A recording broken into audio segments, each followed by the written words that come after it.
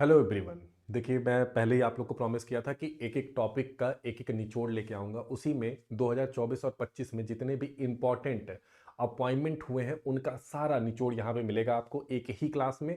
दूसरा, सारे topic wise निकलेंगे, चाहे वो अपॉइंटमेंट हो, चाहे इन्वायरमेंट हो, चाहे नेशनल अफेयर हो, इंटरनेशनल अफेयर हो, कुछ भी बड़ी चीज़ें हुई हों, सारी चीज़ें एक जगह पे आपको मिलेंगी। और इसी वाले था इसका एक प्लेलिस्ट भी बना दूंगा, टॉप इंपॉर्टेंट टॉपिक्स 2024-25 के, जो कि डायरेक्ट यहाँ से एग्जाम में क्वेश्चन मिलेंगे आपको।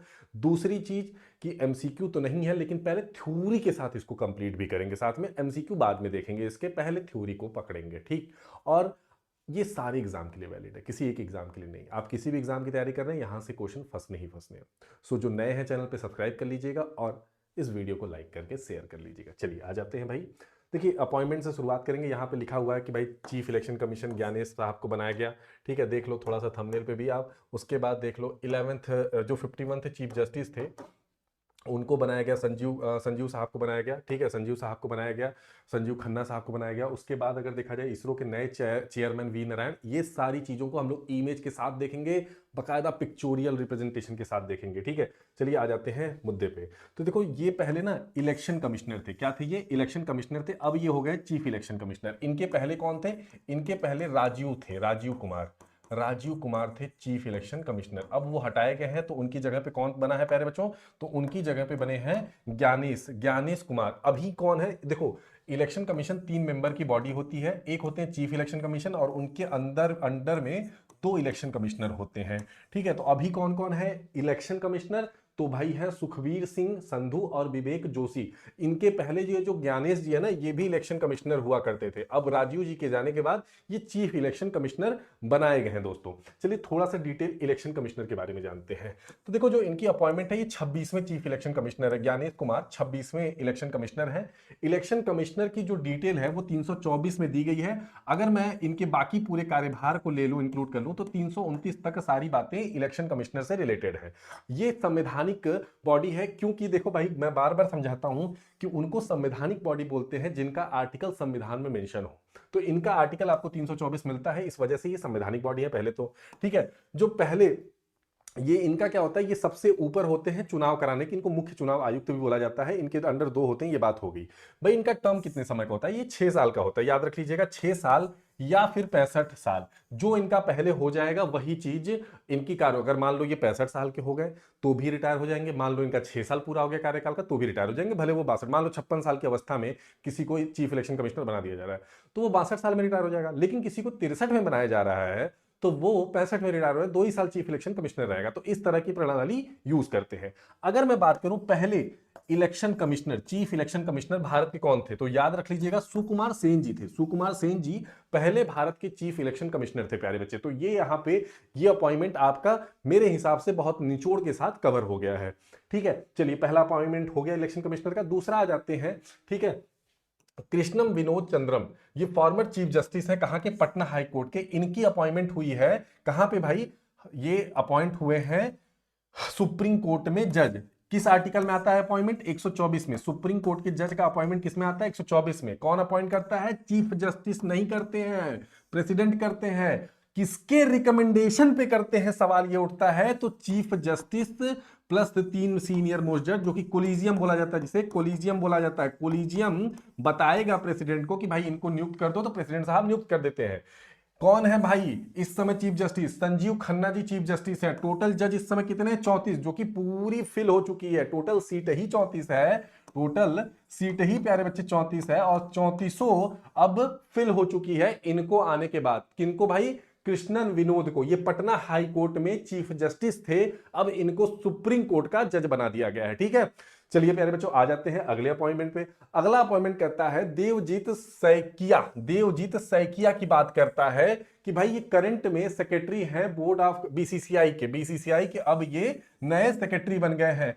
उसके पहले अगर मैं बात करूं कि आईसीसी का चेयरमैन कौन है, तो जैसा है अभी आगे आपको पता चलेगा उनके बारे में भी, उनके बारे में भी। ठीक है, और ये ध्यान दीजिएगा, ये क्लास डेली शाम को इसी चैनल पे 3 बजे मिलेगी आपको। 3 बजे ये डेली मिलेगी, ठीक, रिकॉर्डेड फॉर्म में। ठीक है। उसके बाद 2025 में एनोनिमसली इनको इलेक्ट कर दिया गया है। अगर बीसीसीआई की बात करें तो 1928 में बीसीसीआई बना है। हेडक्वार्टर कहां है? मुंबई है, मुंबई है। ये है देवजीत सैकिया जी, जिनको बीसीसीआई का सेक्रेटरी नियुक्त किया गया है। आसाम क्रिकेट बोर्ड से हैं ये। कहां से हैं? आसाम क्रिकेट बोर्ड से हैं।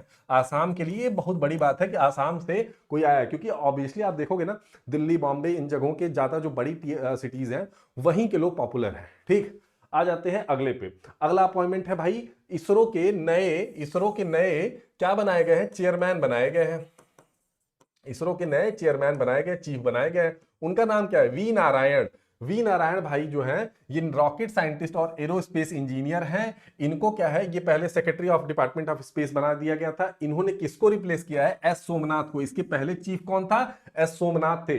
इसरो की स्थापना कब हुई थी? तो भाई 1969 में हुई थी। हेडक्वार्टर बेंगलोर है और इसके पेरेंट ऑर्गेनाइजेशन कौन है? डिपार्टमेंट ऑफ स्पेस, जिसके अंतर्गत ये सेक्रेटरी भी थे पहले। ठीक है, बनाए गए हैं। और ये क्या है? चीफ बनाए गए हैं, अब चेयरमैन बनाए गए हैं इसरो के, वी नारायण। कई बार क्वेश्चन पूछा जाता है कि कौन था, तो भाई याद रख लीजिएगा, इसके पहले एस सोमनाथ थे और अभी वी नारायण बनाए गए हैं। ठीक, अगले सवाल पे आ जाते हैं भाई। अगला सवाल कहता है NHRC, national human right commission की बात कर रहा है। ध्यान देना, ये संवैधानिक बॉडी नहीं है। उसके इसका स्थापना कब हुआ था? 12 अक्टूबर 1993 में हुआ था। ये किस लिए? ह्यूमन राइट्स को प्रोटेक्ट करने के लिए बनाया जाता है। ये किसके अंदर आता है? मिनिस्ट्री ऑफ होम अफेयर के अंतर्गत आता है। ठीक है। कंपोजिशन क्या होता है? एक चेयरमैन होते हैं और 5 मेंबर होते हैं। अपॉइंट कौन करता है? प्रेसिडेंट साहब बना अपॉइंट करते हैं। और न्यू इनको ये अपनी रिपोर्ट भी किसको सबमिट करते हैं? ये भी प्रेसिडेंट साहब को करते हैं। ठीक, चलिए आ जाते हैं अगले पे। प्रेसिडेंट द्रौपदी मुर्मू ने 5 स्टेट में क्या किया है भाई? 5 स्टेट में गवर्नर नियुक्त किया है। हरि बाबू कंभपंती उड़ीसा के बने हैं। विजय कुमार सिंह मिजोरम के बने हैं। राजेंद्र विश्वनाथ केरला के बने हैं। आरिफ मोहम्मद बिहार के बने हैं। और अजय कुमार भल्ला, ये आईएएस ऑफिसर हैं, ये होम सेक्रेटरी भी रह चुके हैं। ये क्या बने हैं? ये बने हैं मणिपुर के गवर्नर। ठीक है, याद रख लीजिएगा। अगले क्वेश्चन पे आ जाते हैं भाई। अगले क्वेश्चन पे आ जाते हैं। मतलब क्वेश्चन क्या कह लीजिए? कैग नियुक्ति कह लीजिए। अगला अपॉइंटमेंट आ जाते हैं कैग। कैग मतलब controller auditor general, controller auditor general of India. ठीक है, ये किस में आते हैं? तो 148 आर्टिकल में। और इनका पूरा कार्यभार अगर देख लो तो 148 से 151 तक में आता है। ठीक है, अब ये देख लेते हैं भाई, पूरे भारत के इनकम एक्सपेंडिचर का इनका करना धरता है ये। ठीक है, अब देखिए इनको अपॉइंट कौन करता है? प्रेसिडेंट साहब करते हैं। टर्म कितना होता है इनका? भी 6 साल होता है या 65 साल? जो पहले पूरा हो जाएगा उस हिसाब से इनको रखा जाएगा। मान लो 6 साल पहले हो गए तो रिटायर, 65 साल के हो गए तो रिटायर। ठीक है, 65 साल के हो गए तो रिटायर। अब इनके प्रेजेंट क्या है? इनका नाम क्या है भाई? के संजय मूर्ति साहब है। ये आईएएस ऑफिसर थे। ठीक है, इनको नियुक्त किया गया है। अगले अपॉइंटमेंट पे आ जाते हैं भाई। देखिए संजीव खन्ना जी, बहुत इंपॉर्टेंट है। सारे देखो इंपॉर्टेंट मैंने रखे हैं, फर्जी वाले नहीं रखे हैं कि कुछ भी रख दो और कहानी बना दो। नहीं, जितने भी आपको मिलेंगे डायरेक्ट आपको यहां से क्वेश्चन मिलेंगे ही मिलेंगे। लिख के ले लो। इसलिए मैं बोलता हूं कि इससे ज्यादा ट्रस्टेड चीज कोई नहीं पढ़ाएगा आपको मेरे बारे में। जिसको नहीं पता है, मैं काफी सालों से 4 से 5 सालों मैंने टेक्स्ट बुक पे भी पढ़ाया है, बहुत सारे प्लेटफॉर्म पे भी पढ़ाया है। मैं ऑफलाइन में बहुत समय से इन चीजों को देते आ रहा हूं, तो मुझे बहुत ज्यादा इन सब चीजों का आइडिया है कि कैसे एग्जाम में क्वेश्चन पूछे जाते हैं। ठीक है, चलो आ जाते हैं संजीव खन्ना के बारे में। संजीव खन्ना 91वें जज है और ये भाई चीफ जस्टिस है इंडिया की इस समय। 11 नवंबर को इन्होंने 2024 में जो पद को संभाला है।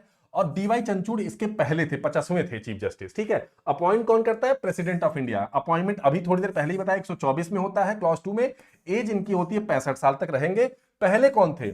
एच जे कानिया, हीरा लाल जे कानिया पहले चीफ जस्टिस ऑफ इंडिया रहे हैं। पहली चीज। दूसरी चीज, जब कोलिजियम बना रही थी तो ये सीनियर मोस्ट नहीं थे, ये सेकंड सीनियर थे।